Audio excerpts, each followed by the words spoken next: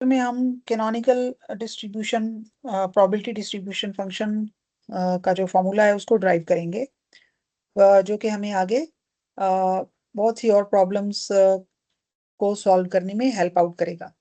So let's discuss canonical probability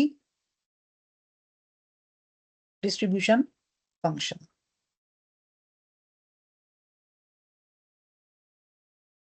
so it means के ये जो एंसेंबल है ये कैनोनिकल एंसेंबल है, और इसके तहत हम एक सिस्टम को कंसिडर कर रहे हैं, और वो सिस्टम उसको हम कह रहे हैं, let's call that system as A. और ये जो सिस्टम है ये एक बहुत बड़े हीट रेजर्वायर के साथ कांटेक्ट में है। और जैसे कि किसी हम एटम को किसी सॉलिड में कंसिडर कर लें, तो एटम जो है वो एक सिस्टम है, और वो एनर्जी एक्सचेंज कर रहा है सॉलिड के बाकी एटम्स के साथ। तो वो सॉलिड का जो बाकी इन्वायरमेंट है उसको हम हीट रेजर्वायर कंसिडर कर सकते हैं, और एटम को हम सिस्टम कंसिडर कर सकते हैं। सो अगर एटम जो है दैट इज अ सिस्टम, तो उसको हम ए कह देते हैं। और जो हीट रेजरवायर है यानी कि बाकी जो सराउंडिंग है उसकी, जिसके साथ वो थर्मली कांटेक्ट में है और एनर्जी एक्सचेंज कर रहा है, तो उसको हम कह देते हैं ए प्राइम। अब इसकी जो एनर्जी स्टेट्स, इसके पास कुछ माइक्रो स्टेट्स हैं आर। तो इसकी किसी भी माइक्रो स्टेट की जो एनर्जी हो सकती है वो ई आर हो सकती है। और उस सूरत में सिस्टम की जो ये जो हीट रेजर्वायर है इसकी एनर्जी होगी ई प्राइम। और इनका जो टोटल एनर्जी होगी कंबाइंड सिस्टम की, उसको हम ई जीरो कह देते हैं। और यहाँ पर वो बेसिकली इन दोनों एनर्जीज का जो है वो सम है। अ, इन दोनों एनर्जीज का जो है वो सम है। सो इट मीन्स के यहाँ से हम ई प्राइम की वैल्यू फाइंड कर सकते हैं, जो कि सिस्टम की कंबाइंड और कांस्टेंट एनर्जी जो है उसकी, उसमें से ई आर को माइनस करेंगे तो हमें हीट रेजर्वायर की एनर्जी मिल जाएगी। अब जो माइक्रोस्टेट्स हैं, सिस्टम की जो माइक्रोस्टेट्स हैं,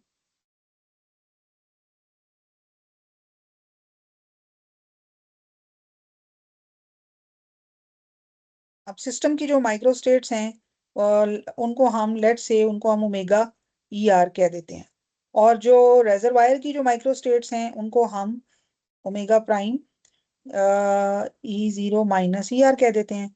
अच्छा, अब ये हमें पता होना चाहिए कि सिस्टम जो है ना वो हीट रेजर्वायर के मुकाबले में बहुत छोटा है, तो उसकी जो एनर्जी स्टेट होगी वो भी बहुत छोटी होगी, ई प्राइम से भी, और इसके अलावा कंबाइन से तो और भी ज्यादा छोटी होगी।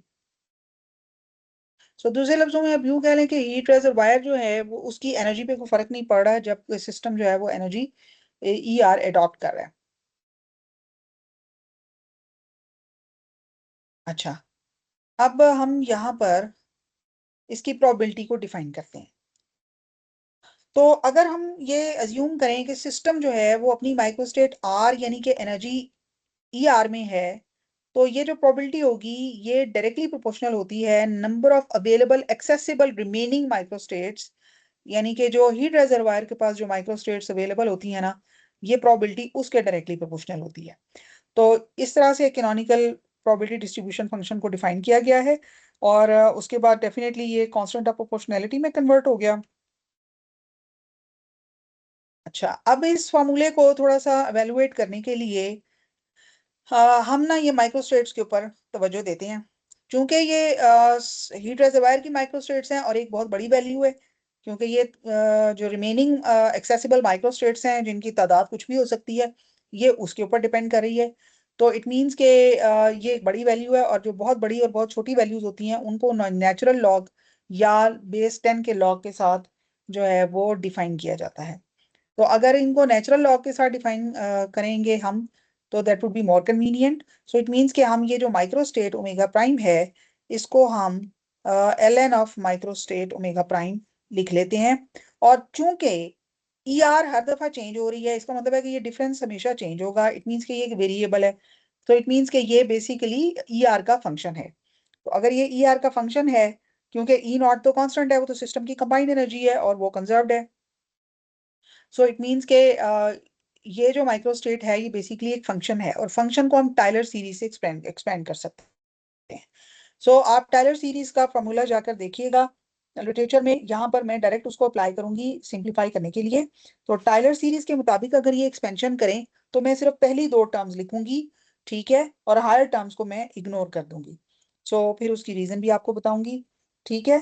सो इट मीन्स के इसको अगर हम एक्सपैंड करें इस एल एन के फॉर्मूले को, सो ये होगा ई ऑफ जीरो और यहाँ पर माइनस एल एन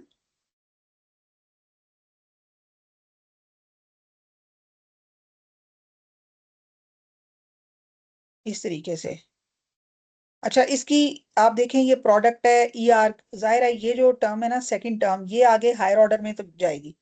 तो जब हम हायर ऑर्डर में ई आर की वैल्यू लेंगे जो कि पहले ही बहुत छोटी है, तो हायर ऑर्डर वैल्यूज और कम होती चली जाएंगी, इसलिए हम हायर ऑर्डर टर्म्स को यहाँ पर निग्लेक्ट कर रहे हैं और सिर्फ ये पहली दो टर्म्स जो है ना इन्हीं के ऊपर फोकस कर रहे हैं। अच्छा, उसमें से भी ये जो डेरिवेटिव वाली टर्म है ना इसको डिस्कस कर लेते हैं।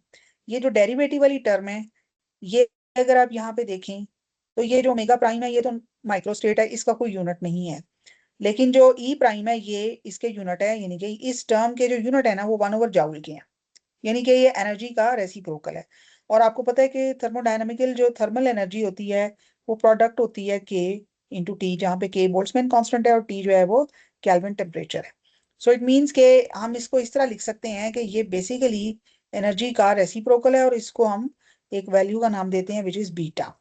तो ये बीटा जो है ये स्टैटिस्टिकल थर्मोडायनेमिकल पैरामीटर है जिसको टेम्परेचर पैरामीटर कहा जाता है, और इसकी टर्म में हम बहुत सारी टेम्परेचर बेस्ड इंटरप्रिटेशन करते हैं। It's a very important and popular term in statistical thermodynamics. तो अब हमारी ये जो एक्सप्रेशन है ना इसको अब हम मजीद रिफाइन करके बीटा की टर्म में लिख लेते हैं। तो ये हो जाएगी L N of microstate prime E R equal to L N of omega minus beta E R. अब आपको पता है कि सिंप्लीफाई करने के लिए जब हम कोई किसी चीज का एल एन लेते हैं तो फिर हम उसको एल एन को कैंसिल आउट करने के लिए हम उसका एक्सपोनेंशियल लेते हैं। सो इट मीन्स कि यहाँ पर हम एक्सपोनेंशियल दोनों साइड्स के ऊपर एक्सपोनेंशियल ले लेंगे। तो अगर हम एक्सपोनेंशियल लेंगे तो ये इस तरह से आ जाएगा, taking exponential on both sides it would be like that.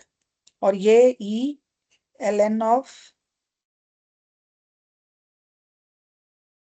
ये इस तरह आ जाएगा, एल एन में ये प्रोडक्ट की शक्ल में आ जाएगा। तो यहाँ पर ये कैंसिल हो गया, ये टर्म भी कैंसिल हो गई और it would be minus E R equal to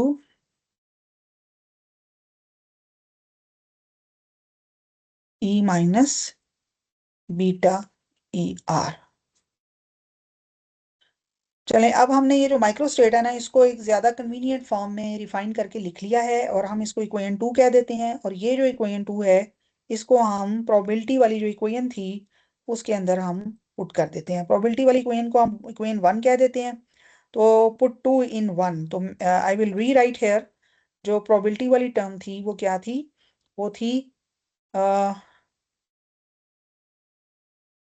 P of E R equal to C prime, और यहाँ पे आगे जो थी ये वाली टर्म थी ये वाली, और इसकी जगह हमने ये वाली वैल्यू डाल दी, यानी कि दिस वन। अब ये भी कांस्टेंट है क्योंकि एनर्जी कांस्टेंट है और ये माइक्रोस्टेट कांस्टेंट होगी, एक कांस्टेंट नंबर होगा, ये वेरिएबल नहीं होगा। इसी तरह ये सी प्राइम जो है ये भी कांस्टेंट है। इन दोनों कांस्टेंट्स को मिलाकर हम इनका नाम रख देते हैं सी।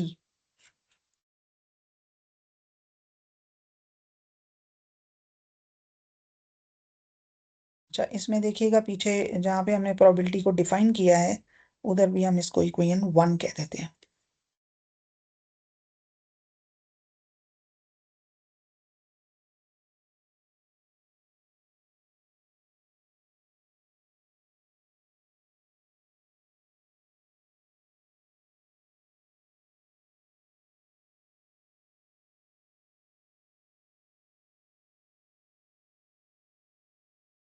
चलें, अब हम प्रोबेबिलिटी का फार्मूला जो है उसको मजीद रिफाइन करते हैं और जो canonical distribution probability distribution function है उसको हम लिख लेते हैं सी ई माइनस बीटा ई आर। अब डेफिनेटली हम इस सी की वैल्यू भी निकालना चाहेंगे।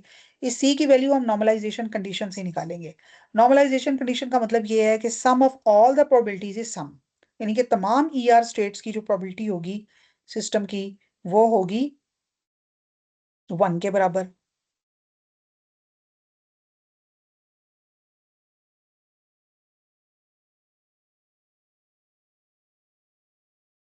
तो अगर हम ये जो प्रोबेबिलिटी की नॉर्मलाइजेशन कंडीशन है उसके मुताबिक हम यहाँ पर इस प्रोबेबिलिटी का जो यानी कि ये जो इक्वेशन 3 है इसको समेशन ले लें, इसका सब यानी कि तमाम प्रोबेबिलिटीज का सम ले लेते हैं। C E minus beta E R equal to 1। तो फिर हम जो है इसको लिखेंगे C, that would be equal to C की वैल्यू, सी को हमने बाहर ले लिया और इसको हमने ले लिया इस तरीके से, और सी की वैल्यू आ जाएगी 1/n।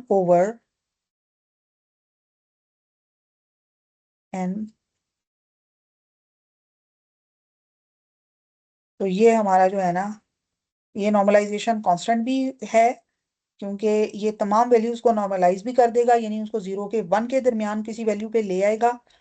और जब हम उनको ऐड करेंगे तमाम पी आर्स को, तो वो सारी की सारी जो हैं वो वो तमाम वैल्यूज का जो सम है वो 1 हो जाएगा।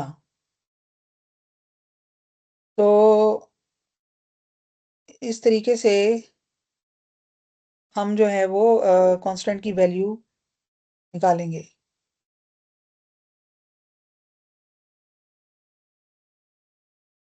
अच्छा, अब ये जो वैल्यू है इसको हम पुट कर देंगे अपने यानी कि जो फॉर्मूला है उसके अंदर हम उसको पुट कर देंगे। सो इट मीन्स के हमारा जो फॉर्मूला था वो था P of E R equal to E minus beta E R over, यानी कि हमने कांस्टेंट की वैल्यू लगा दी और वो आ जाएगी माइनस बीटा ई आर। चलें जी, ये तो प्रोबेबिलिटी हो गई ई आर स्टेट की। अगर ये प्रोबेबिलिटी किसी इंटरवल के अंदर मौजूद हो तो फिर यही फॉर्मूला थोड़ा सा मॉडिफाई हो जाता है। अगर ये प्रोबेबिलिटी किसी इंटरवल के अंदर मौजूद हो, यानी कि ये जो ई आर है ये कोई गिवन इंटरवल था एनर्जी का, उसके अंदर थी, तो फिर उस सूरत में आपको पता है कि हम क्या करते हैं कि उसकी जो माइक्रो स्टेट है ना ई आर की, उसके साथ हम इस प्रोबेबिलिटी को मल्टीप्लाई कर देते हैं। यानी कि हमारी जो प्रोबेबिलिटी का फॉर्मूला होगा वो थोड़ा सा मॉडिफाई हो जाएगा। उस सूरत में हम क्या करेंगे कि अगर ये इंटरवल के दरमियान है तो हम फिर यहाँ पर इसको इस की जो एनर्जी स्टेट की जो माइक्रो स्टेट है उसके साथ इसको मल्टीप्लाई करेंगे और हमारे पास ये आंसर आ जाएगा E raise to the power minus beta E R. ये फार्मूला हमारा कुछ इस तरीके से डेवलप हो जाएगा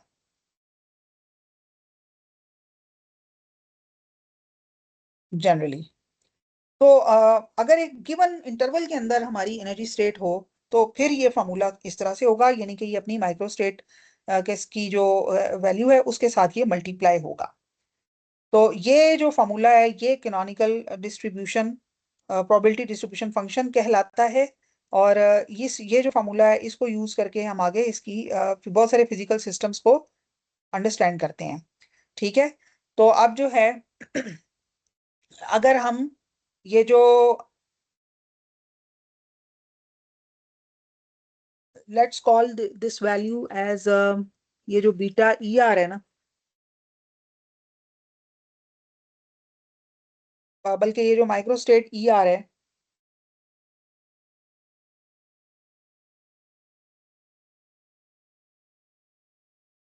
फर्ज करें कि ये कोई भी स्टेट है, एनर्जी की नहीं है, कोई भी स्टेट है। सो हम क्या करते हैं कि इसका नाम रख देते हैं, यानी कि ये जो ई आर है ना इसका हम नाम रख देते हैं वाई, सपोज।